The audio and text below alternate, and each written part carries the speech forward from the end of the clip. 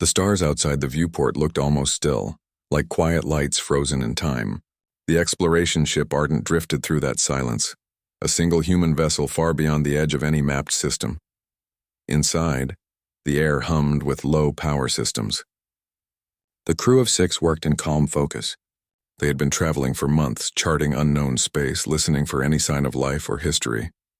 The captain sat in the command chair, eyes on the empty black ahead.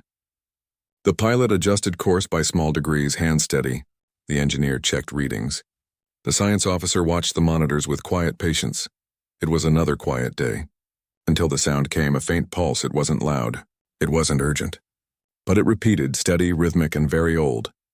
The officer turned in her chair. "Captain, I'm picking up a transmission. Weak, but repeating every 47 seconds. The captain leaned forward. "Source? "Unknown. Origin point appears planetary, maybe a few light hours ahead. Not in our database," the engineer frowned. "Could be natural interference." The pilot shook his head. "No, that's structure. Look at that pattern. It's deliberate." The captain watched the pattern of lights flicker on the display. Old signal code, maybe centuries old.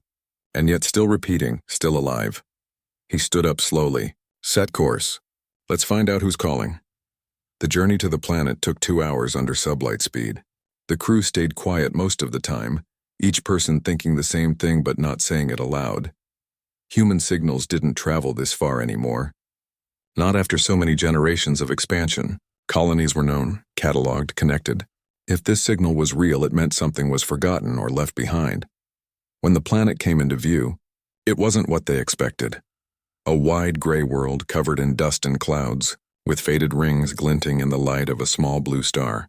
There were no clear oceans or cities, just patterns, shapes, almost like ruins half buried under the planet's storms. The officer scanned again. "Signal confirmed. It's coming from the surface near the equator. Power source still active, still active?" the engineer asked quietly. "After how long?" No one answered. The captain studied the world.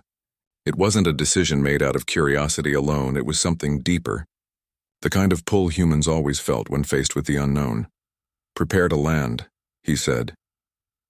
The Ardent descended through gray clouds, the hull shaking slightly as turbulence pressed against the ship.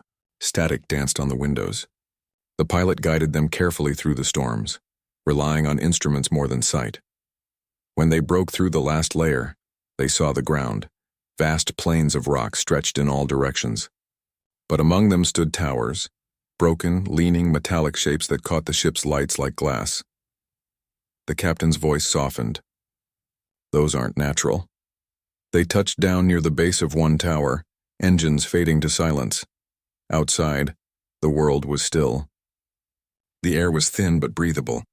A pale sun hung low, giving the ruins a faint silver glow. The crew stepped out together, helmets off, their boots crunching on old dust. The engineer knelt beside a fragment of wall, brushing it clean.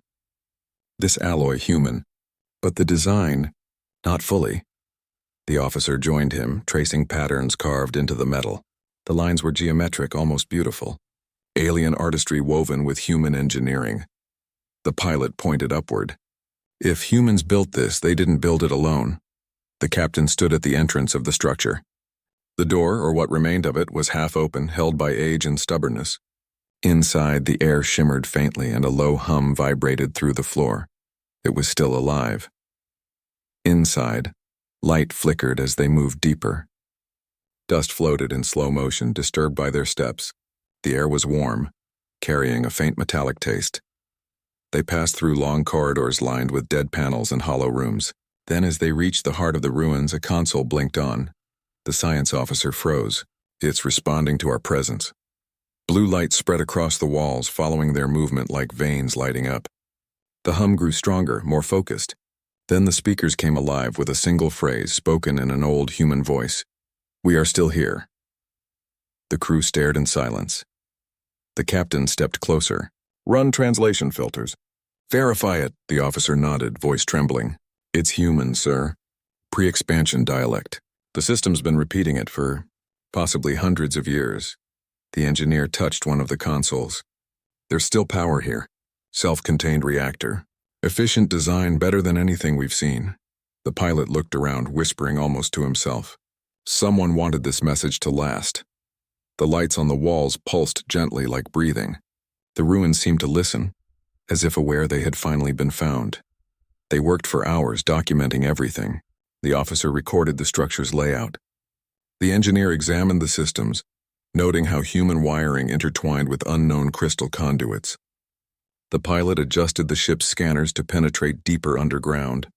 The captain stood quietly at the center of it all, watching his crew. He felt something he couldn't name, both pride and sadness. Humanity had reached the stars with hope, but somewhere along the way, pieces of that hope had been left behind. He looked up at the faint glow surrounding them. Whatever this place was, it wasn't just a base. It's something else. Maybe a memory. The officer paused her work. Sir, if the message says we are still here, maybe it wasn't a distress call. Maybe it's a reminder. A reminder of what? The pilot asked. She shrugged softly. That we existed. That we mattered. The engineer's voice came from another room. Captain, you should see this. They followed the echo to a large circular chamber. At its center was a tall structure, half machine, half monument. Symbols wrapped around it in both human and alien writing. The surface shimmered with faint energy. As they approached, the symbols began to shift, forming words the crew could read. We built this together. We learned. We changed. We endured. The officer read the words aloud, her voice quiet.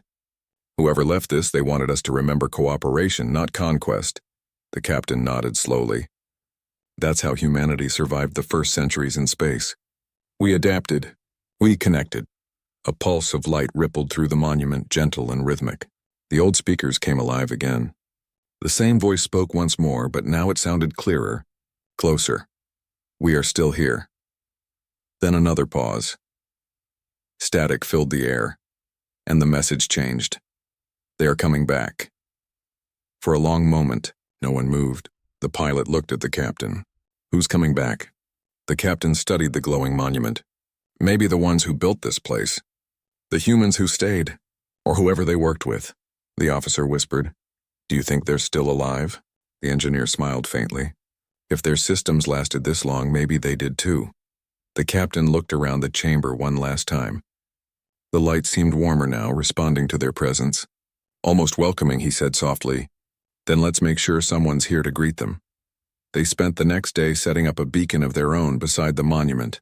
Modern human technology linking with the old system.